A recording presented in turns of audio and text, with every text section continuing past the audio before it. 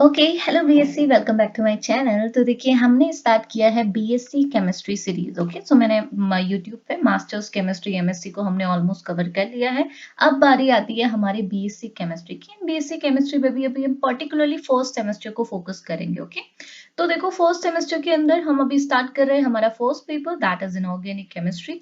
Inorganic chemistry की ना अगर आप सिलेबस देखेंगे तो आपको सबसे पहली जो यूनिट मिलेगी that is atomic structure and इसी एटॉमिक स्ट्रक्चर की सीरीज को हम स्टार्ट करने जा रहे हैं। Correct. Okay so atomic structure पे आ जाए हमारा लेक्चर नंबर 4 जिसका अगर आप सिलेबस में टॉपिक देखेंगे first topic that is Bohr's atomic theory. Very very important. Okay so देखो बोर्स एटॉमिक थ्योरी से रिलेटेड बातें बताने से पहले मैं आपके साथ सिर्फ दो चीजें शेयर करना चाहती हूँ बिकॉज हमारा बीएससी का फर्स्ट लेक्चर है तो कुछ बातें आपको पहले ही क्लियर होनी चाहिए। फर्स्ट वन इज कि जितना भी मैं आपको ये कंटेंट शेयर करती हूँ ये सारा कंटेंट आपको फ्रीली अवेलेबल हो जाएगा टेलीग्राम पे। तो अगर आप नोट्स नहीं बनाना चाहते हैं तो भी कोई इश्यू नहीं है, आप इसका प्रिंट आउट निकाल के इससे पढ़ सकते हैं। करेक्ट। सेकेंडली ये कि देखिए मेरा जो लेक्चर रहेगा वो मे भी थोड़ा सा लेंथी होगा, जैसे आप मास्टर्स पे भी देख चुके होंगे। सॉरी आपने देखा नहीं होगा बट आप मास्टर्स के भी लेक्चर देखिएगा। बट ये कंटेंट ऑथराइज बुक का कंटेंट है एंड सेम वे पे मैं जितने भी लेक्चर्स डिलीवर करती हूँ, जितना भी इंफॉर्मेशन आपके साथ शेयर करती हूँ, यही हमेशा ट्राई करती हूँ दैट मैं बेसिक से बेसिक आपको उठा सकूं सेम वे पे कि अगर आप एक बार लेक्चर को पढ़ ले तो आपको दोबारा से कुछ देखने की, कहीं से पढ़ने की जरूरत ना पड़े। एक बार आप टाइम दे देंगे तो आपका टॉपिक ही क्लियर हो जाएगा। ओके और ये नोट्स अगर आप एग्जाम में रखेंगे डेफिनेटली आप एक अच्छे नंबर से पास होंगे, इसकी श्योरिटी मैं रखती हूँ। ओके सो ये चीजें मुझे आपके साथ शेयर करनी थी। अब हम हमारे लेक्चर को स्टार्ट करते हैं। देखिए वही चीज मैं आपको बोलूंगी। देखो अगर आप ना अपना फर्स्ट टॉपिक देखेंगे अपना इस एटॉमिक स्ट्रक्चर की यूनिट में तो topic is Bohr's atomic theory. Okay अब देखो बोर्स एटॉमिक थ्योरी एक्चुअल में है क्या, नाम से क्लियर है। बोर्स एटॉमिक थ्योरी मींस हमारे एक साइंटिस्ट थे जिनका नाम था नील बोर। ओके इन्होंने एटम्स को डिफाइन करने के लिए, एटम को डिफाइन करना मींस एटम के स्ट्रक्चर को बताने के लिए, बिकॉज अगर आप इसकी थोड़ी सी हिस्ट्री देखेंगे ना, देखो मैं आपको बेसिक से बताऊंगी। ओके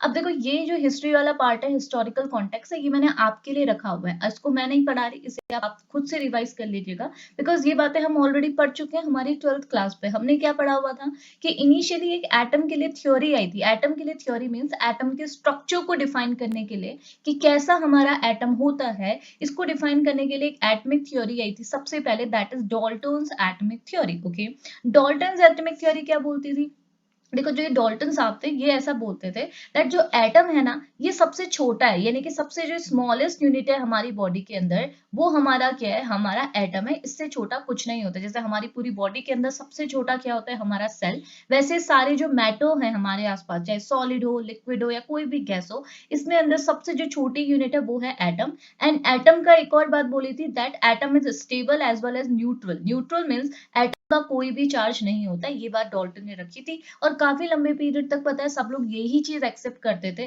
दैट हमारे आसपास जितना भी मैटर है वो सबसे छोटी यूनिट एटम से बना हुआ है। ओके लेकिन इसके बाद डिस्कवरी हुई आपके जे थॉमसन के इलेक्ट्रॉन की। देखो जे थॉमसन हमारे दूसरे साइंटिस्ट आए, इन्होंने कैथोड रे ट्यूब एक्सपेरिमेंट जो कि आपने क्लास 12th में पढ़ा होगा, इसके जो देखो ये हम यहाँ डिटेल में डिस्कस नहीं कर सकते बिकॉज ये आपके सिलेबस में है नहीं। Okay so cathode ray tube experiment के थ्रू ये प्रूव किया दैट नहीं, एटम सबसे छोटा नहीं है, एटम से भी छोटे पार्टिकल होते हैं जिसे हम सब एटमिक कहते हैं। तो देखिए ना नाम से क्लियर है ना, सब एटमिक मींस एटम से भी छोटे, सब एटमिक। ओके ऐसे भी पार्टिकल है जिसको इन्होंने क्या नाम दिया, इलेक्ट्रॉन। और इन्होंने बोला जो इलेक्ट्रॉन है वो एक नेगेटिव चार्ज पार्टिकल है। अब कंफ्यूजन यहाँ से स्टार्ट हो गई कि अगर आपका एटम के भी अंदर एक पार्टिकल प्रेजेंट है दैट इज सब एटमिक पार्टिकल जिसे हम इलेक्ट्रॉन कह रहे हैं विच इज नेगेटिवली चार्ज, तो एटम तो कैसे न्यूट्रल रहेगा, बिकॉज एटम जो हमें को साफ साफ क्लियर है दैट एटम इज न्यूट्रल। ये तो बिल्कुल सही है, लेकिन अगर एटम के अंदर कोई नेगेटिव चार्ज है तो इसे न्यूट्रल करने के लिए डेफिनेटली कोई पॉजिटिव चार्ज भी होना मस्ट है,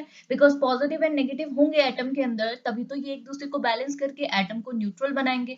तो पहले आपकी इलेक्ट्रॉन की डिस्कवरी हुई और उसके बाद जाके आपके प्रोटॉन्स और न्यूट्रॉन्स की डिस्कवरी हुई। ओके एंड उसके बाद एक इंपॉर्टेंट डिस्कवरी हुई जो कि रदरफोर्ड ने की थी, जो हम बोलते हैं गोल्ड फॉयल एक्सपेरिमेंट, जो थी आपकी discovery of nuclear nucleus which is very very important. Discovery of nucleus means क्या था, देखो सुनिएगा, यहीं से हमारा कॉन्सेप्ट स्टार्ट होता है। देखो मैं ये चीजें क्यों बता रही हूँ आपको, मैं ये चीजें इसलिए बता रही हूँ बिकॉज बोर्स एटमिक थ्योरी के अंदर जब आप देखेंगे जो हमारे नील बोर्ड थे, इन्होंने एटम के स्ट्रक्चर को डिफाइन करने के लिए ना एक्चुअल में 3 पोस्टुलेट्स दिए थे, और यही 3 पोस्टुलेट को हम बोलते हैं एटमिक थ्योरी, करेक्ट। लेकिन बात ये कि भाई एटम ने ये थ्योरीज पोस्टुलेट दिए क्यों, देखो आपको पता है हमारी केमिस्ट्री पे एक्सपेरिमेंट्स ही होते हैं, ओके। एक्सपेरिमेंट्स ही होते हैं मीन सपोज मैं कहूँ कि मैंने किसी पे एक एक्सपेरिमेंट किया, उस एक्सपेरिमेंट का कुछ ना कुछ रिजल्ट निकला, ओके। देखिए रिजल्ट से हमको कुछ ना कुछ इन्फॉर्मेशन मिली होगी, लेकिन मेरे एक्सपेरिमेंट की कुछ लिमिटेशंस भी होंगी, ओके। और जनरली ये ऐसा ही होता है क्योंकि हम तो पढ़ रहे हैं, लेकिन जो फर्स्ट टाइम इसे परफॉर्म कर रहा है उसको कुछ ना कुछ लिमिटेशन इसकी छोड़ जाता है,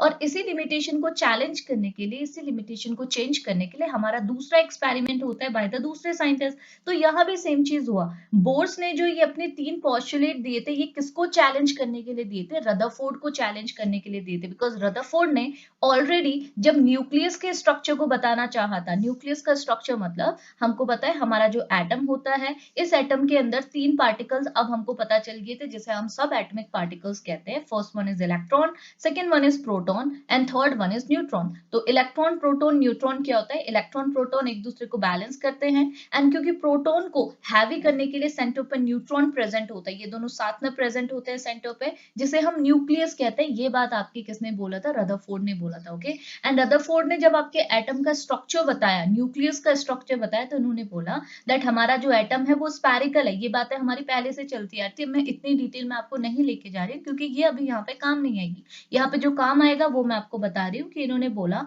दैट एटम जो कि हमारा स्फेरिकल शेप में है, इसके सेंटर पे एक हैवी मास प्रेजेंट है, यहाँ पे एक हैवी मास प्रेजेंट है, जिसके अंदर हमारे 2 पार्टिकल्स प्रेजेंट होते हैं। First one is proton and second one is neutron. Proton और न्यूट्रॉन न्यूक्लियस में प्रेजेंट है, और इसी न्यूक्लियस के चारों ओर रिवॉल्व करता है हमारा इलेक्ट्रॉन। ये स्ट्रक्चर होता है हमारे एटम का। ये चीज कौन बोल रहा था, हमारे रदरफोर्ड बोल रहे थे, ओके। लेकिन इस स्ट्रक्चर में बहुत सारी लिमिटेशंस हैं। ये जो स्ट्रक्चर ऑफ एटम है, ये बहुत सारे फिजिक्स के इलेक्ट्रोमैग्नेटिक रूल्स को फुलफिल नहीं करता है। बहुत सारी जो पहले डिस्कवरी हो गई थी उसको फुलफिल नहीं कर रहा, कुछ रूल्स को हमारा फुलफिल नहीं कर रहा, और इसी को चैलेंज करने के लिए अब हमारे दूसरे साइंटिस्ट आए जिसे हम बोलते हैं नील बोर। और इन्हीं नील बोर ने अब इन 3 ये जो हमारा एटम का स्ट्रक्चर जो रदरफोर्ड ने दिया था, इसे चैलेंज करने के लिए अपने 3 पोस्टुलेट लाए जिसे हम बोलते हैं बोर्स एटमिक थ्योरी। तो देखो ये बैकग्राउंड है जो आप अभी टॉपिक पढ़ रहे हैं इसका, क्लियर ना। अब आपको मैं एक चीज बताती हूँ, नेक्स्ट थिंग जो आपको पता होनी चाहिए। देखो पूरा कॉन्सेप्ट पढ़ेंगे, अभी बस सुनिएगा, ओके।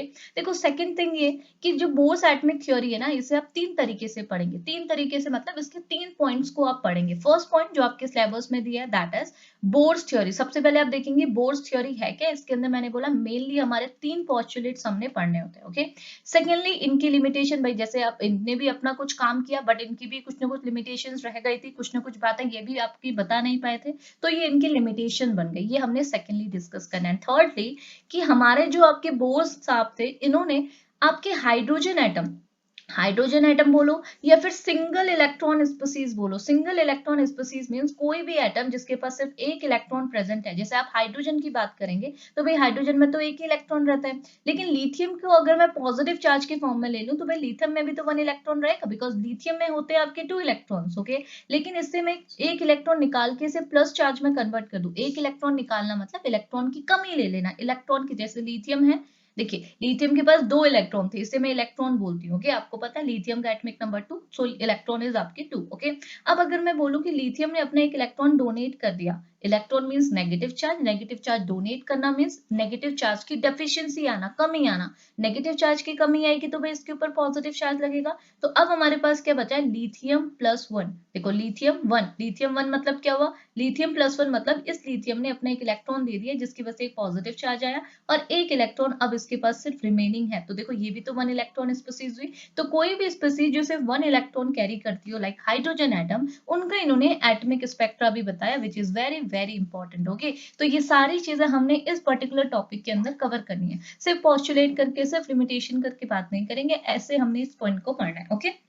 सो स्टार्ट करते हैं विद द बोर्स थ्योरी। तीन पॉस्टुलेट क्या है? तो फर्स्टली मैंने जैसे आपको बोला, पहले हमको आपने आंसर्स भी ऐसे ही लिखना है, ऐसा नहीं हम डायरेक्टली बोर्स की थ्योरी लिख दीजिएगा। देखो बोर्स की थ्योरी हम पढ़ेंगे, पॉस्टुलेट्स हम पढ़ेंगे, बट पॉस्टुलेट पढ़ने से पहले हम देखेंगे नीड ऑफ बोर्स थ्योरी। भाई बोर्स थ्योरी की जरूरत क्यों पड़ी? बोर्स थ्योरी की जरूरत इसलिए पड़ी, जैसे इंट्रोडक्शन में मैंने लिखा हुआ है that after Rutherford nuclear model, because Rutherford ने जो न्यूक्लियर मॉडल दिया था, जो इन्होंने बताया था कि भाई हमारा जो एटम है वो स्फेरिकल है और इसके सेंटर पे न्यूक्लियस प्रेजेंट है, और न्यूक्लियस की डिस्कवरी भी रदरफोर्ड ने की थी, और बोला था जो इलेक्ट्रॉन है वो इसी न्यूक्लियस के चारों ओर रिवॉल्व कर रहे हैं।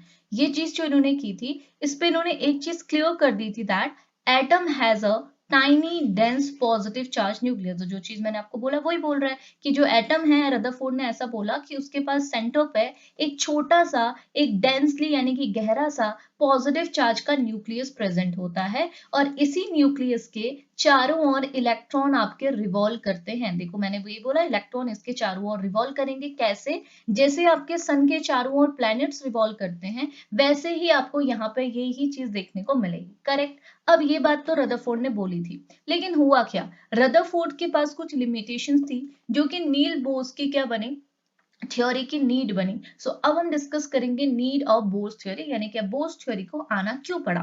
इसलिए आना पड़ा बिकॉज रदरफोर्ड की कुछ लिमिटेशन थी। जैसे first one is radiation problem. Radiation problem का मतलब क्या होता है पहले मैं आपको समझाऊंगी, देन मैं आपको थ्योरी से बताऊंगी। Okay, radiation problem means like देखिएगा, अगर मैं बोलूं जैसे रदरफोर्ड ने बोला दैट हमारा ये एटम है, इसके सेंटर पर न्यूक्लियस है, okay, and which is a positive charge, okay, जो यहाँ पे पॉजिटिव चार्ज कैरी कर रहा है, ओके, और इसके चारों ओर हमारे इलेक्ट्रॉन रिवॉल्व हो रहा है। सपोज ये इलेक्ट्रॉन इस न्यूक्लियस के चारों ओर रिवॉल्व कर रहा है। अब देखो, अब होता क्या है ना, अब इसके पीछे मैं आपको ये बताती हूँ कि हमारी ना फिजिक्स में एक थियोरी होती है इलेक्ट्रोमैग्नेटिक थियोरी, जो कि मैक्सवेल साहब ने दी थी, मैक्सवेल ने दी थी। ओके, अब इस थ्योरी का क्या भाई, ये तो ऑलरेडी चल रही थी इतने लंबे टाइम से। अब ये जो थ्योरी है वो फुलफिल नहीं कर पाता है आपका रदरफोर्ड का एक्सपेरिमेंट। क्यों?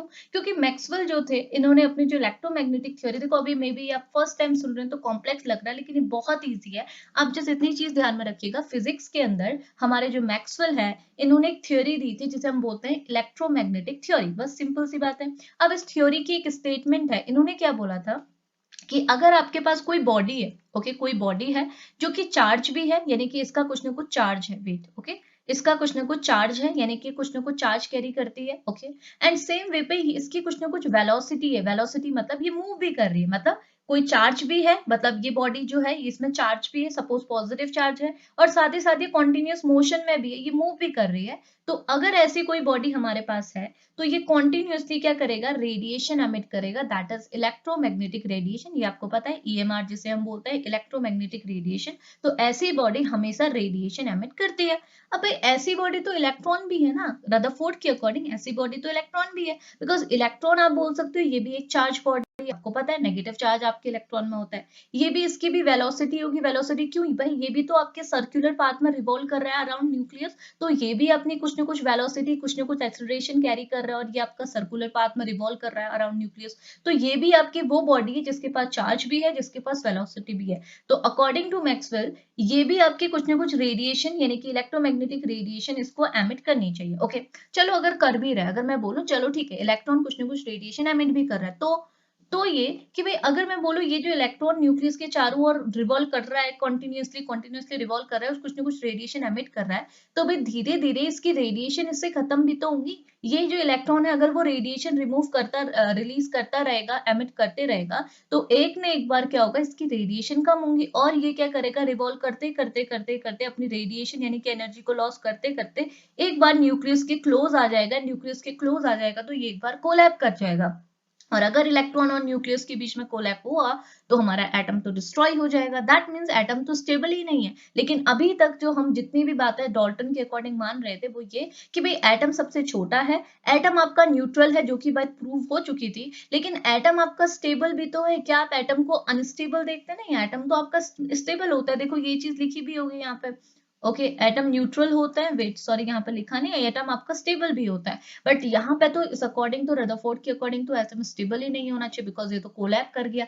तो ये रदरफोर्ड की पहली लिमिटेशन थी, वो ये चीज नहीं एक्सप्लेन कर पाया। आप देखो इसी को यहाँ थ्योरी पे लिखा हुआ है, देखिएगा, ताकि जब आप थ्योरी पढ़ें तो आपको कोई डाउट ना रहे। ओके देखिए, इसमें लिखा हुआ है according to the classical electromagnetic theory given by the Maxwell. तो एक मैक्सवेल ने, जो जिसे मैक्सवेल थ्योरी भी बोलते हैं, एंड मैक्सवेल ने एक थ्योरी दी थी जिसे हम इलेक्ट्रोमैग्नेटिक थ्योरी भी बोलते हैं, आप इसे मैक्सवेल थ्योरी बोलो या इलेक्ट्रोमैग्नेटिक थ्योरी बोलो। इसके थ्रू एक स्टेटमेंट दिया गया था that a charge particle in a accelerated motion emit radiation. That means अगर आपके पास कोई चार्ज पार्टिकल है और उसका कोई एक्सेलरेशन है, यानी कि अगर वो मोशन में है तो वो रेडिएशन को एमिट करेगा। ये बात मैक्सवेल ने बोला हुआ था। ओके, अब हुआ क्या, ये बोल रहा है इन रदरफोर्ड मॉडल, अगर आप यही चीज रदरफोर्ड मॉडल पे देखते हैं तो ये बोल रहा है the electron which is a charge particle revolve around the nucleus in a circular orbit. तो रदरफोर्ड ने जो इलेक्ट्रॉन की बात की, भाई ये भी आपका चार्ज पार्टिकल है, नेगेटिव पार्टिकल है, एंड ये भी आपके न्यूक्लियस के चारों ओर घूम रहा है, hence it should continuously emit radiation. तो इसने भी लगातार रेडिएशन को एमिट करना चाहिए, करेक्ट। अब ये बोल रहे दिस कॉन्टिन्यूस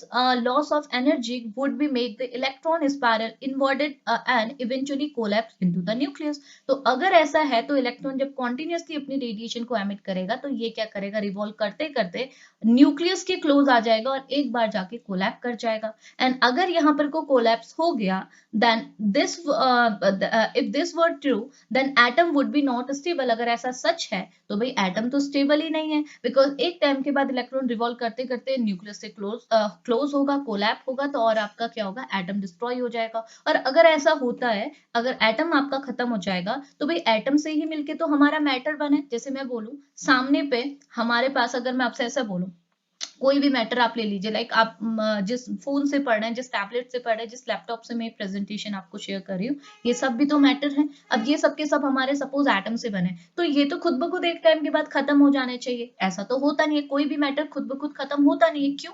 क्योंकि एटम उसके अंदर जिसकी जो बेसिक यूनिट है वो स्टेबल है। तो इस अकॉर्डिंग क्या होना चाहिए, मैटर आपका स्टेबल है तो एटम भी स्टेबल होना चाहिए। तो ये हमारा पहला ड्रॉबैक था हमारे रदरफोर्ड का, क्लियर हुआ। अब इसी को देखो अनप्रूव करने के लिए हमारे कौन आए, बोर्ड आए। तो मैं अगर आपको इसी के साथ साथ बताते चलूं तो मे बी आपके लिए ज्यादा इजी रहेगा, वरना अपने एग्जाम में ऐसा ही लिखना है, आपने प्रॉब्लम लिखनी है, ये रदरफोर्ड की प्रॉब्लम थी एंड इसी प्रॉब्लम का सॉल्यूशन हमारे बोर्ड्स ने दिया। ओके, अब देखो मैं साथ में बोर्ड का सॉल्यूशन भी बताती हूँ आपको। अब आई आपकी बोर्स एटॉमिक थ्योरी। तो बोर्स ने जो इसको चैलेंज करने के लिए जो स्टेटमेंट, जो पोस्टुलेट दिया था, उसे हम बोलते हैं quantized orbital and stationery state. Okay, अभी देखो मैं आपको जीरो से लेके चल रही हूँ, सब क्लियर होगा, एनर्जी एंड अभी आप सुनते रहिए बस, अभी तो हमारा फर्स्ट पोस्टुलेट है। ओके, अब देखो हुआ क्या, क्वांटाइज्ड ऑर्बिटल मींस क्या हुआ। देखो आप सभी को पता है ऑर्बिटल मींस क्या होते हैं। ऑर्बिटल मतलब आप इसे शेल भी कहते हैं, जैसे आपने जूनियर क्लासेस में पढ़ा होगा, KLMN जिसे हम लोग बोलते हैं, जिसमें आपके इलेक्ट्रॉन रिवॉल्व करते हैं, ये तो सभी को पता है। अब क्वांटाइज्ड मतलब क्या हुआ, क्वांटाइज मतलब आप समझ लीजिए फिक्स। एंड फिक्स क्या, फिक्स होना, फिक्स होना एनर्जी का, एनर्जी फिक्स होना को हम बोलते हैं क्वांटाइज्ड। ओके, सो नाम से क्लियर हो गया ना, quantized orbital means those orbital where electron तो रिवॉल्व करेगा, लेकिन जो क्वांटाइज होगा मीन जिनकी एनर्जी की वैल्यू क्या होगी, फिक्स होगी, उनकी एनर्जी की वैल्यू चेंज नहीं होगी। एक ऑर्बिटल अगर मैं बोलूँ कि मेरा पहला ऑर्बिटल है, इसकी एनर्जी फिक्स होगी, that is E1। Second orbital है, इसकी एनर्जी फिक्स होगी, that is E2। Third orbital fix है, इसकी एनर्जी फिक्स होगी E3 एंड इसकी होगी E4। एंड ये वैल्यूज आपकी फिक्स है, ये चेंज नहीं होगी, इसीलिए हमने इसे क्वांटाइज्ड ऑर्बिटल बोला है। ओके, अब क्वांटाइज्ड ऑर्बिटल से रिलेटेड क्या बात बोर्ड ने रखी, इन्होंने बोला that electron can revolve only in a certain allowed circular path. That means इन्होंने बोला वे इलेक्ट्रॉन आपके न्यूक्लियस के चारों ओर रिवॉल्व करेगा, ये तो बिल्कुल करेक्ट बात रदरफोर्ड ने बोली। लेकिन रदरफोर्ड ने क्या बोला, बस रिवॉल्व करेगा, ये नहीं बताया कि कहाँ रिवॉल्व करेगा, कैसे रिवॉल्व करेगा, ओके, कितने नंबर के इलेक्ट्रॉन रिवॉल्व करेंगे, कुछ नहीं बोला।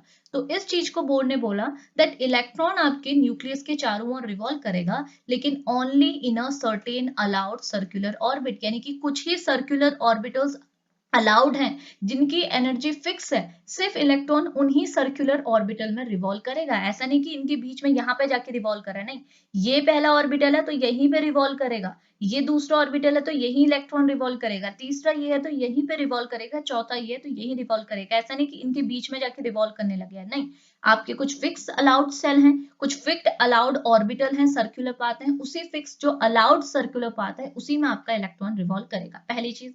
और ये बोल रहे हैं उनकी जो एनर्जी होगी वो भी फिक्स होगी, आपकी पहले की एनर्जी E1 है तो ये हमेशा E1 ही रहेगी, E2 है, E3 है, E4 है, एनर्जी भी फिक्स रहेगी। इसी वजह से इसे बोला क्वांटाइज्ड ऑर्बिटल। दैट मींस आपके जो बोर्ड्स थे इन्होंने क्वांटाइज्ड ऑर्बिटल्स की बात की। ओके, अब ठीक है, ये चीज समझ में है। तो क्या अब ये कोई एनर्जी रिलीज नहीं करेंगे? क्या इनमें से कोई रेडिएशन नहीं निकलेगी? अगर ये अभी सर्कुलर पाथ में तो अभी भी रिवॉल्व कर रहे हैं, ये भी अभी नेगेटिव चार्ज पार्टिकल हैं, सर्कुलर पाथ में अभी भी रिवॉल्व कर रहे हैं, तो क्या ये कोई रेडिएशन रिलीज नहीं करेंगे? नहीं करेंगे। यही बात आपके बोर्ड ने बोली। इन्होंने बोला इन दीज ऑर्बिटल, ये जो फिक्स हमारे ऑर्बिटल हैं, इन ऑर्बिटल में अगर इलेक्ट्रॉन रिवॉल्व करेंगे so it does not radiate energy, तो ये कोई भी रेडिएशन को एमिट नहीं करेंगे। जैसे आपके रदरफोर्ड और जैसे आपके मैक्सवेल बोल रहे थे, ऐसा कुछ नहीं होगा, क्योंकि हम एक फिक्स ऑर्बिटल्स की बात कर रहे हैं जहां पे एनर्जी आपकी फिक्स है। इस वजह से हमारा एटम क्या होता है, हमेशा स्टेबल होता है। ये बात इन्होंने अपने फर्स्ट पोस्टुलेट से की थी। तो अब एनर्जी रिलीज नहीं हो रही, ये सारी बातें मैं आपको आगे के पोस्टुलेट में बताऊंगी।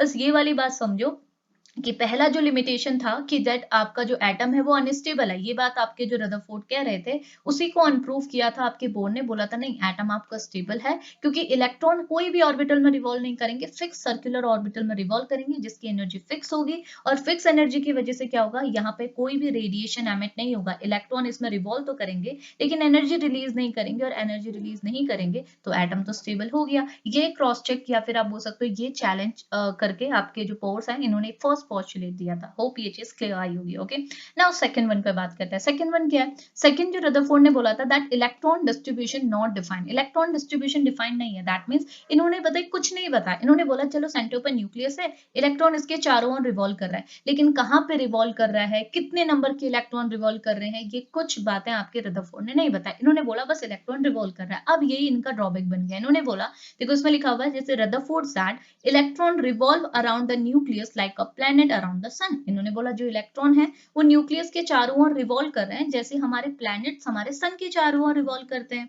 बट इन्होंने इतनी ही बात बताई, बस इससे ज्यादा इन्होंने कुछ स्पेसिफाई नहीं किया। इन्होंने ये नहीं बताया how many electron can be in each orbital, यानी कि एक जो ऑर्बिटल है जहां इलेक्ट्रॉन रिवॉल्व करते हैं वहां पे कितने इलेक्ट्रॉन हो सकते हैं, ये बात आपके रदरफोर्ड ने नहीं बताई। इन्होंने ये भी नहीं बताया व्हाट एनर्जी दे हैव, यानी कि जो ऑर्बिटल में जहां पे इलेक्ट्रॉन रिवॉल्व कर रहे हैं उनमें एनर्जी क्या है, ये भी कुछ नहीं बताया। इन्होंने ये नहीं बताया how there motion gives rise the spectra, अब भाई इलेक्ट्रॉन की वजह से ही तो हमको स्पेक्ट्रा मिलता है। इन्होंने ये इन्फॉर्मेशन भी नहीं दी थी, और यही स्पेक्ट्रा बाद में आपके बोर्ड ने बनाया था, जिसे हम atomic spectra of hydrogen atom कहते हैं। ओके, तो ये इनकी सेकंड लिमिटेशन थी। अब इसी को चैलेंज करने के लिए आपके जो बोर्ड थे, इन्होंने अपना सेकंड पोस्टुलेट दिया। अब देखो सेकंड ने क्या पोस्टुलेट, सेकंड क्या है, ये बोलते हैं quantization of angular momentum. Second statement very very important, that is, इससे डायरेक्ट क्वेश्चन बनता है, that is quantization of angular momentum. That means board ने ये चीज बोली थी कि भाई इलेक्ट्रॉन जो है वो न्यूक्लियस के चारों ओर एक फिक्स ऑर्बिटल में रिवॉल्व करेगा, ये बात बोला हुआ था। लेकिन उन्होंने बोला था ये जो फिक्स ऑर्बिटल है ना, इनका एंगुलर मोमेंटम भी क्या होगा, फिक्स होगा। क्वांटाइजेशन अगेन क्या हो गया, क्वांटाइजेशन मतलब फिक्स की बात कर रहा है, एंगुलर मोमेंटम भी फिक्स होगा। ओके, और जिसके लिए वैल्यू इन्होंने क्या बताई थी, that angular momentum is equal to N H upon 2 pi. Very simple value है, देखो एन एच अपॉन 2 पाई। यहाँ पे आपको पता है H is a Planck constant, N आपका principal quantum number. Principal quantum number mean जैसे आप ये शेल देख रहे हैं ना, ये पहला शेल है, एन इज इक्वल टू 1, तो इसके लिए वैल्यू क्या आएगी, एन एच अपॉन 2 पाई था, एन इज इक्वल टू 1, तो ये होगा 1 एच अपॉन 2 पाई, फिर 2 एच अपॉन 2 पाई, 3 एच अपॉन 2 पाई। अब यहाँ पे 2 एच अपॉन 2 पाई करोगे तो 2 से 2 कट जाएगा तो बचेगा एच अपॉन 2 पाई। तो इन्होंने बोला दैट ये जो आपको एंगुलर मोमेंटम की वैल्यू है, ये ही आपको हर जगह देखने को मिलेगी, यानी कि सारे ऑर्बिटल का एंगुलर मोमेंटम क्या होगा, क्वांटाइज्ड होगा, फिक्स होगा। ये बात अब आपके बोर्ड्स ने बोल दी थी। क्लियर? देखो इसका मतलब क्या है, इस इक्वेशन का एक मतलब क्या है, ये बोल रहा है electron can only revolve in those orbital where the angular momentum is an integral multiple of h upon 2 pi. That means electron सिर्फ उन्हीं ऑर्बिटल में रिवॉल्व करेंगे, उन्हीं ऑर्बिटल में जाके सर्कुलेट होंगे जिनका एंगुलर मोमेंटम क्या है, integral multiple of h upon 2 pi. Integral multiple means h upon 2 पाई पे ही तो आप क्या कर रहे हैं, अपनी वैल्यू चेंज कर रहे हैं। इंटीग्रल मल्टीपल मतलब पहले n था, n आपका 1 भी हो सकता है, 2 भी हो सकता है, 3 भी हो सकता है, 4 भी हो सकता है, बस इसी का इंटीग्रल मल्टीपल होना चाहिए। तो मैं आपको ओवरऑल क्या समझाना चाह रही हूँ कि जैसे आपके जो रदरफोर्ड थे, इन्होंने ये नहीं बताया कि जो इलेक्ट्रॉन है भाई रिवॉल्व कर रहा है अराउंड द न्यूक्लियस, ये करेक्ट है, लेकिन कितने इलेक्ट्रॉन रिवॉल्व कर रहे हैं, कौन सी एनर्जी पे रिवॉल्व कर रहे हैं, कौन सा स्पेक्ट्रा बनेगा, कुछ नहीं पता। इसी को आपको चैलेंज आपके बोर्ड ने बोला दैट इलेक्ट्रॉन आपके सिर्फ उन्हीं ऑर्बिटल्स में रिवॉल्व करेंगे, उन्हीं पाथ में, उन्हीं सर्कुलर पाथ में रिवॉल्व करेंगे जिसका angular momentum is integral multiple of h upon 2 पाई। यहाँ पे आप n वैल्यू रख लो, 1h अपॉन 2 पाई रख लो, आप 2h अपॉन 2 पाई रख दो, 3h अपॉन 3 पाई रख दो, लेकिन जो भी वैल्यू आएगी वो आपकी integral multiple of h upon 2 pi ही होगी। Very very important. Okay, now second thing is ये बोलता है no other values are allowed, इसके अलावा कोई दूसरी वैल्यू हो ही नहीं सकती। अगर ऐसा कोई ऑर्बिटल है वहां तो भी इलेक्ट्रॉन एग्जिस्ट ही नहीं करेगा, ठीक है। So instead of infinite possible orbital, तो इसके बजाय कि हम बोले ये न्यूक्लियस है और यहाँ हमारे ऑर्बिटल है, इनफाइनाइट ऑर्बिटल है, इलेक्ट्रॉन कहीं भी रिवॉल्व कर सकता है, इसके बजाय रदरफोर्ड ने क्या बोला कि कुछ सर्टेन फिक्स ऑर्बिटल है, यही चीज तो इंपॉर्टेंट है, सर्टेन फिक्स ऑर्बिटल है। इन्होंने बोला कुछ गिने चुने फिक्स ऑर्बिटल हैं,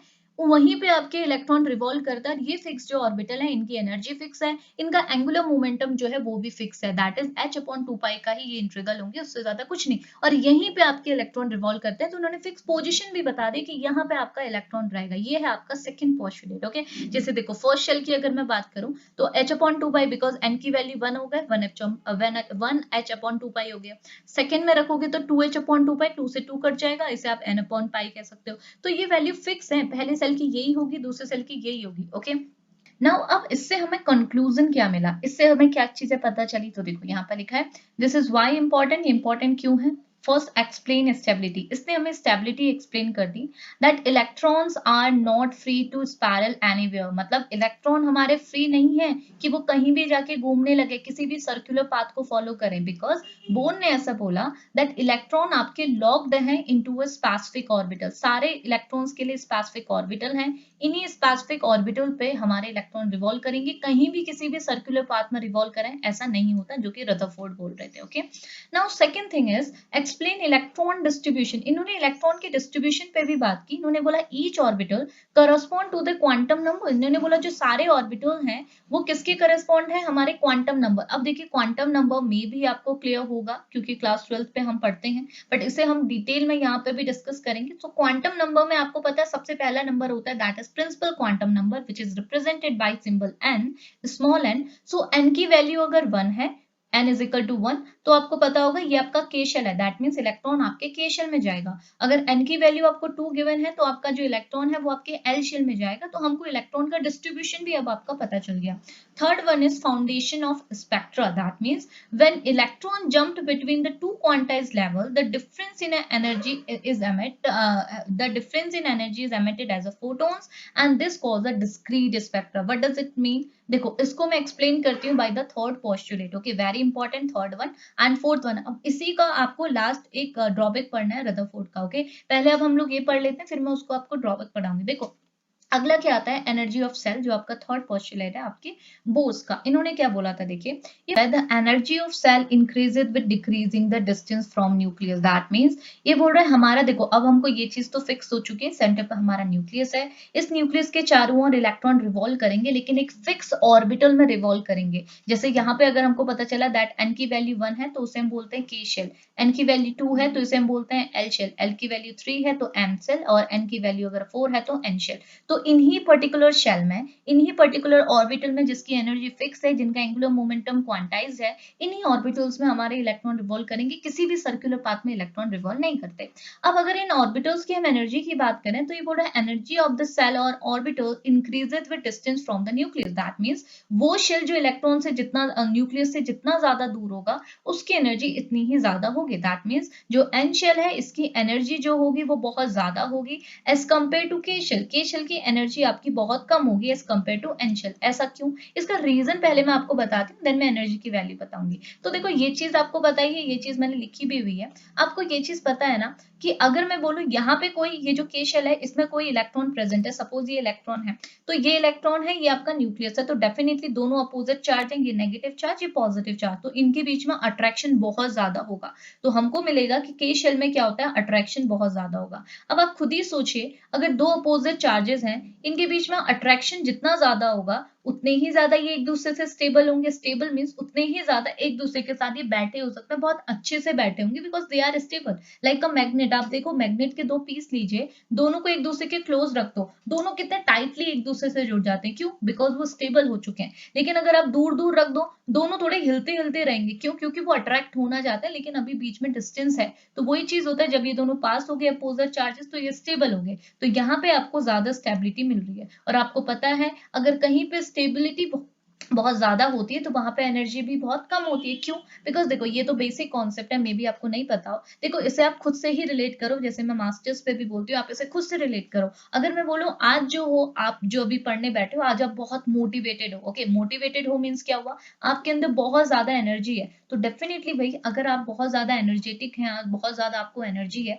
तो आप पूरे दिन भर बैठे तो नहीं रहेंगे, आज आप पूरे दिन भर कुछ ना कुछ काम करेंगे। एक जगह बैठ के आपने कुछ नहीं करना, आज आप पूरे दिन इधर उधर घूमेंगे और पूरे दिन काम करेंगे। दैट मीन्स आप अनस्टेबल हो चुके हैं, आप एक जगह बैठे नहीं। स्टेबल मीन्स आप एक जगह बैठ जाना, अनस्टेबल मीन्स घूमते फिरते रहना। तो अगर आपकी एनर्जी हाई है तो आप अनस्टेबल है। सेम चीज यहाँ होती है, अगर मैं बोलूँ आज आप बिल्कुल मोटिवेटेड नहीं है, आज आपको बिल्कुल एनर्जी फील ही नहीं हो रही, बहुत कमजोर से बीमार से फील हो रहे हो, तो आपको कुछ करने का मन नहीं होगा। आपका मन करेगा कि कहीं जाऊं, जगह जाऊं और एक जगह जाके बैठ जाऊं, यानी कि स्टेबल हो जाऊं। तो वही चीज होता है यहाँ पे भी, अगर कोई चीज की बहुत ज्यादा स्टेबल है दैट मीन्स उसकी एनर्जी क्या है, बहुत कम है, क्योंकि एनर्जी ज्यादा होना मीन्स अनस्टेबिलिटी होना। तो अगर यहाँ पे देखो आपका जो इलेक्ट्रॉन है जो कि के शेल में होने की वजह से, न्यूक्लियस के बहुत ज्यादा पास होने की वजह से बहुत ज्यादा स्टेबल है, तो डेफिनेटली इस शेल की एनर्जी क्या होगी, बहुत कम। क्योंकि ये स्टेबल है तो एनर्जी की ज्यादा जरूरत ही नहीं, और ये क्या है, स्टेबल है और ये इसकी एनर्जी कम है, तो इस वजह से के शेल की एनर्जी कम होती है। अब जैसे जैसे आप दूर जाएंगे, अगर मैं आपको एन शेल की बात करूं,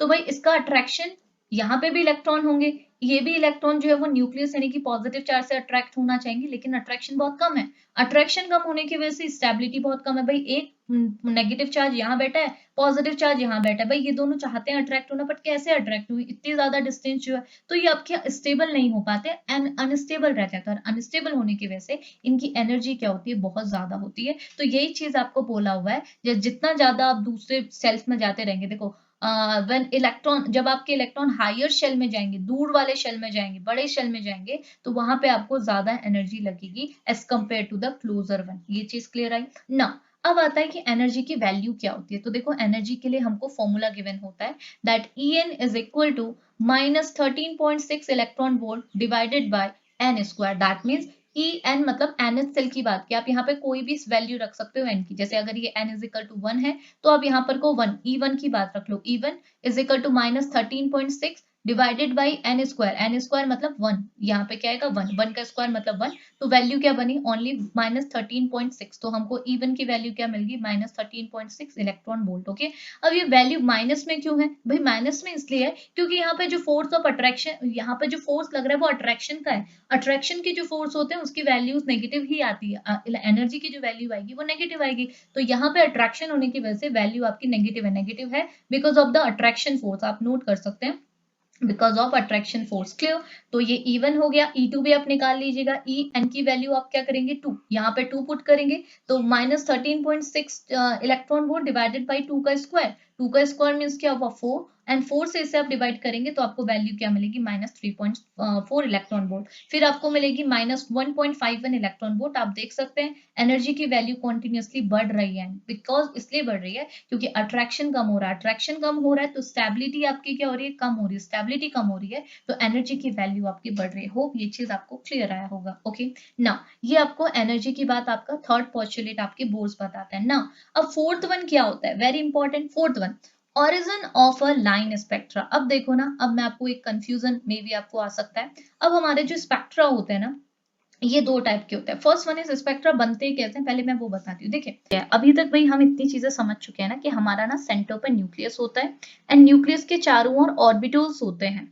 और रदरफोर्ड की अगर हम नहीं सुने, हम बिकॉज बोर्स का पढ़ रहे हैं कॉन्सेप्ट, तो बोर्स ने ये बोला था दैट अगर ये जो ऑर्बिटल है, अगर मैं इसे के ऑर्बिटल बोलूँ, ये मेरा एल है, के शेल एल शेल है, तो इनकी एनर्जी फिक्स होगी, और एनर्जी फिक्स होगी तो मैं वैल्यू दे देती हूँ। सपोज मैंने इसे इवन, कोई वैल्यू नहीं दे रही हूँ, मैं जस्ट बोल रही हूँ ये इवन है, ये E2 है, दैट मीन्स इसकी एनर्जी फिक्स है, और इलेक्ट्रॉन जो है वो इसी फिक्स ऑर्बिटल में, फिक्स एनर्जी के ऑर्बिटल में रिवॉल्व करेगा, और सपोज इस रेड डॉट जो है वो मेरा इलेक्ट्रॉन है। ओके, अब ये बातें तो हमको क्लियर है।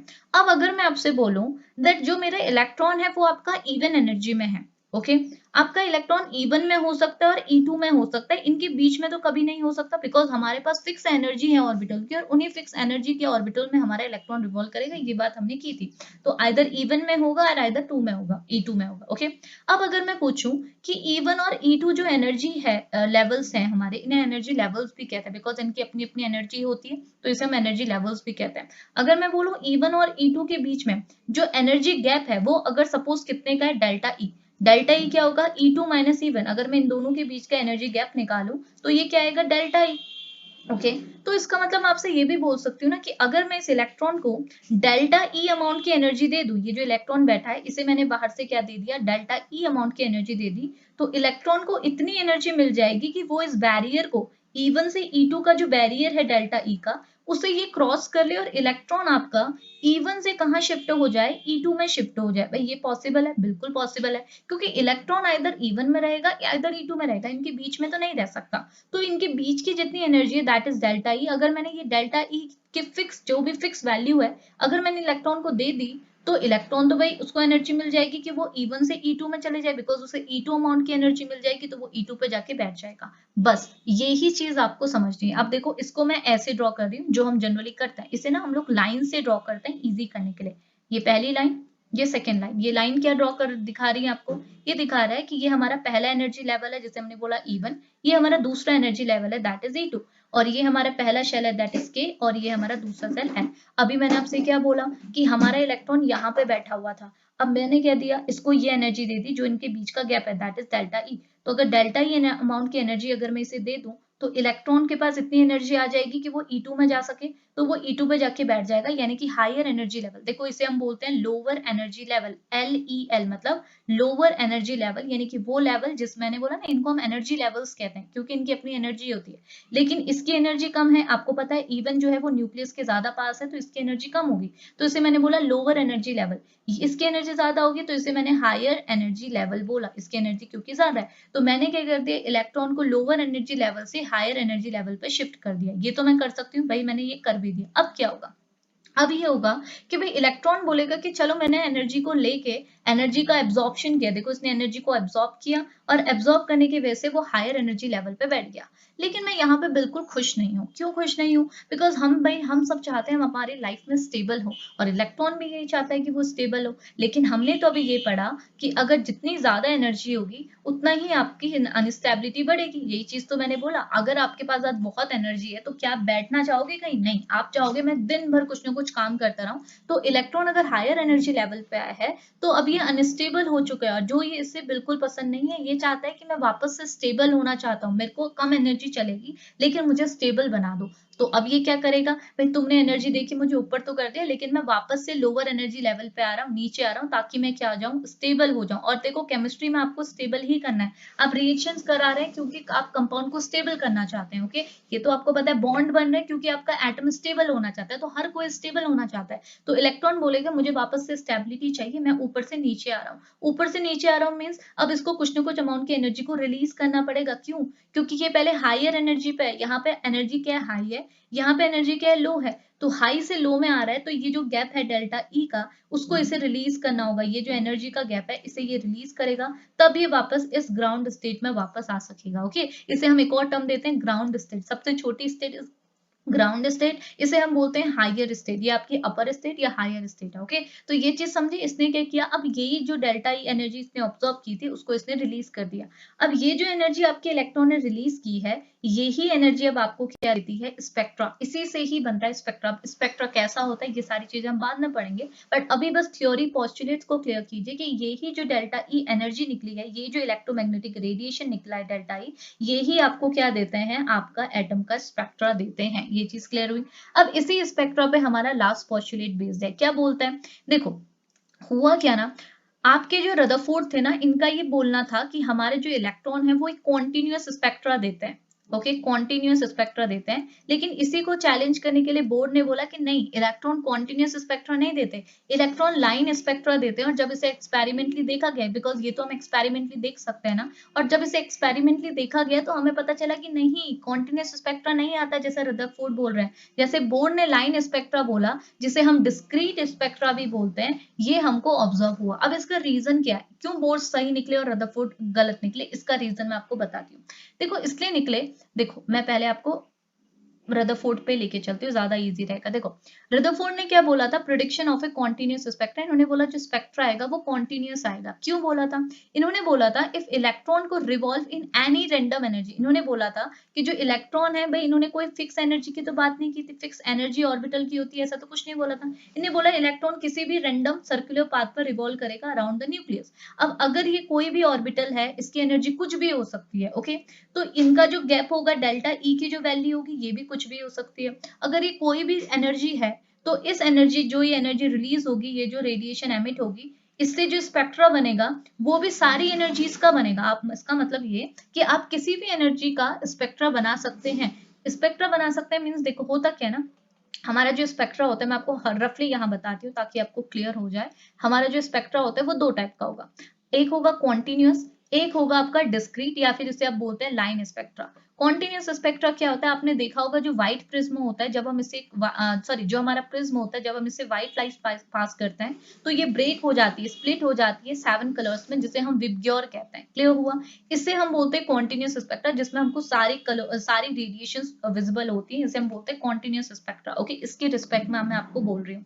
लेकिन डिस्क्रीट और लाइन में क्या होगा, हमारी कुछ रेडिएशन जो बीच से वो नहीं दिखेंगी, कुछ ही हमको वैल्यूज दिखेंगे, कुछ ही कलर्स दिखेंगे, सारे कलर्स नहीं मिलेंगे, that is called as a line spectra. अब कॉन्टिन्यूअस स्पेक्ट्रा इसलिए बन रहा था रदरफोर्ड के थ्रू, बिकॉज यहाँ पे जो इलेक्ट्रॉन है वो किसी भी एनर्जी में रिवॉल्व कर रहे हैं, किसी भी एनर्जी के ऑर्बिटल में रिवॉल्व कर रहे हैं। तो जब ये एनर्जी को लॉस करेंगे, they should emit the radiation of all possible frequency. तो जो रेडिएशन एमिट हो रही है वो सारी पॉसिबल फ्रीक्वेंसी की एमिट हो सकती है। तो सारी पॉसिबल फ्रीक्वेंसी की जब रेडिएशन एमिट होंगी, तो भाई हमारा स्पेक्ट्रा तो कॉन्टिन्यूअस ही आएगा ना। लेकिन जब हमने इसे एक्सपेरिमेंटली चेक किया हाइड्रोजन पे और दूसरी गैसेस पे, तो हमको पता चला जो हमारा स्पेक्ट्रा है वो कॉन्टिन्यूअस नहीं है, बल्कि वो क्या है, लाइन स्पेक्ट्रा है। इस वजह से क्या हुआ, ये वाली बात भी इनकी गलत हुई, और इसी को चैलेंज करने के लिए फिर बोर आया, और बोर ने पर्टिकुलरली हाइड्रोजन का स्पेक्ट्रा बनाया। देखो, वो बहुत इंपॉर्टेंट और बहुत ही नया टॉपिक रहेगा आपके लिए, इसलिए मैं अभी आपको पूरी चीजें नहीं बता रही हूँ, मैं आपको रफली बता रही हूँ कि आपको एक आइडिया आ जाए अपने पोस्टुलेट को क्लियर करने का। वहां पे हम proper spectra, rules and all सब कुछ डिस्कस करेंगे। ओके, अब ये बात बोर्स ने क्या बोली, बोर्स ने बोला हमारे पास लाइन स्पेक्ट्रा आएगा। कैसे, इन्होंने बोला when electron jump from the higher energy orbital that is E2 to lower energy orbital. यही चीज मैंने बोला, जब आपका electron higher energy orbital E2 से E1 जाएगा, मैंने ये भी बता दी E1 से E2 में कैसे गया था, ठीक है। और जब वो E2 से E1 में आएगा तो क्या होगा, ओके, E1, E2 से E1 में जाएगा तो ये कुछ ना कुछ अमाउंट की रेडिएशन को एमिट करेगा, और कितनी रेडिएशन, डेल्टा E, क्योंकि हमारा जो E2 है और E1 है, E2 से E1 जाने के लिए जो इसे एनर्जी चाहिए थी दैट इज डेल्टा E, तो delta E is equal to E2 minus E1, very easy. अब ये जो डेल्टा E अमाउंट की एनर्जी है, ये किसके इक्वल होता है, एच न्यू के इक्वल होता है। Delta E is equal to h nu, और यहाँ पे न्यू की वैल्यू आप रख सकते हो C डिवाइडेड बाय लैम्डा। तो आपका एक वैल्यू ये भी हो सकता है, एक वैल्यू ये भी हो सकता है, एक वैल्यू ये भी हो सकता है, डिपेंड करता है आप कौन सा चूज कर रहे हैं। ओके, हम जनरली इसे एच न्यू कहते हैं, दैट मीन्स आपका जो इलेक्ट्रॉन है इसने एच न्यू रेडिएशन को एमिट किया यहाँ पे। ओके, अब क्योंकि since only certain orbital are allowed, क्योंकि भाई बोर्ड तो ये बोलते थे हमारे पास कुछ ही फिक्स एनर्जी के ऑर्बिटल है, तो हमारे पास कुछ फिक्स ही अमाउंट की एनर्जी रिलीज होगी ना, और फिक्स अमाउंट की एनर्जी रिलीज हो रही है तो फिक्स फ्रीक्वेंसी ही ये शो कर रही है।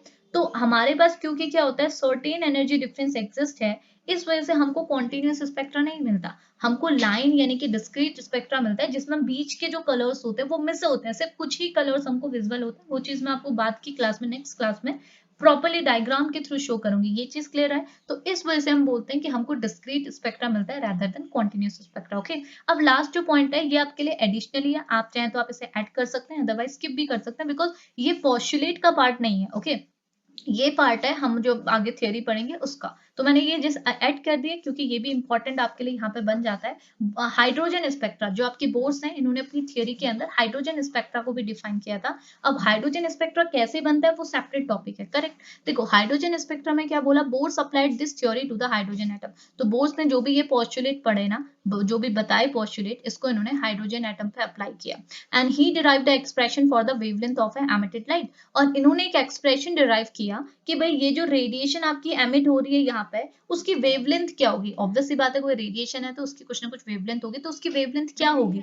तो इसने हाइड्रोजन के रिस्पेक्ट में जब चेक किया तो इनको एक वेवलेंथ का फॉर्मूला मिला, that is 1 divided by lambda is equal to RH 1 upon n1 का स्क्वायर माइनस 1 अपॉन n2 का स्क्वायर। यहाँ पे आपने क्या करना है, बस n1 और n2 की वैल्यू पुट करनी है। जैसे n1 अगर मेरा क्या है 1 है, अगर आप देखो ये वाला एनर्जी लेवल है, ये 1 और ये 2, तो मैं इसे 1 की वैल्यू रखूंगी, यहाँ 2 की। अगर मैं 2 3 में देख रही हूँ तो 2 और 3 की वैल्यू रखूंगी, और जहां पे आप इसे कैलकुलेट करोगे तो आपको 1 बाय लैम्डा की वैल्यू निकल जाएगी। और जब आप उसका रिवर्स करोगे तो लैम्डा, अभी मैं यहाँ बता नहीं रही क्योंकि हमने सेपरेटली पढ़ना है, ओके। तो मैं जस्ट इतना बता रही हूँ कि आप एग्जाम में ये चीज रखिए, क्योंकि ये कॉन्सेप्ट है जो कि बोर्ड्स ने दिया था, तो ये एक पोस्टुलेट के थ्रू आप रख सकते हैं, तो आपको लैम्डा की वैल्यू मिल जाएगी। और इसी लैम्डा के थ्रू हम दिखा सकते हैं कि हमारा जो आपका कोई भी इलेक्ट्रॉन था उसने कितनी रेडिएशन, कौन सी वेवलेंथ की रेडिएशन को एमिट की।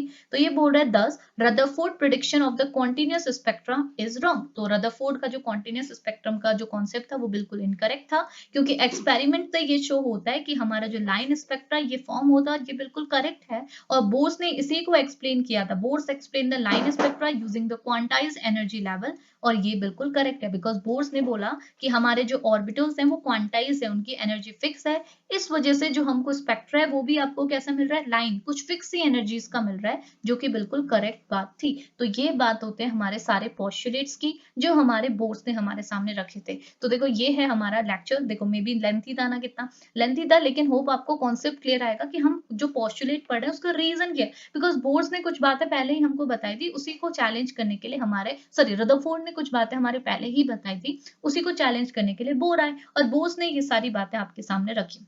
ओके तो ये कॉन्सेप्ट था। होप लेक्चर आपके लिए हेल्पफुल रहेगा, बिकॉज फर्स्ट लेक्चर था। तो डेफिनेटली आप अपने फीडबैक्स मेरे साथ शेयर कीजिएगा, मुझे कहाँ पे इंप्रूवमेंट की है जरूरत है, कहीं मैं फास्ट तो नहीं हूँ, कहीं स्लो तो नहीं हूँ, बिकॉज आपके अकॉर्डिंग ही मुझे लेक्चर अपने प्रिपेयर करने हैं। ओके सो ये हमारा फर्स्ट लेक्चर था। तो अब इसको फिनिश करते हैं। नेक्स्ट लेक्चर पे हम इसकी लिमिटेशंस कवर करेंगे, एंड आफ्टर दैट हम लोग atomic spectra, very important topic, मैं आपको पूरे स्पेक्ट्रास के थ्रू एक्सप्लेन करूंगी। ओके तो अभी इसको फिनिश करते हैं, मिलेंगे नेक्स्ट लेक्चर पे, तब तक के लिए बाय बाय।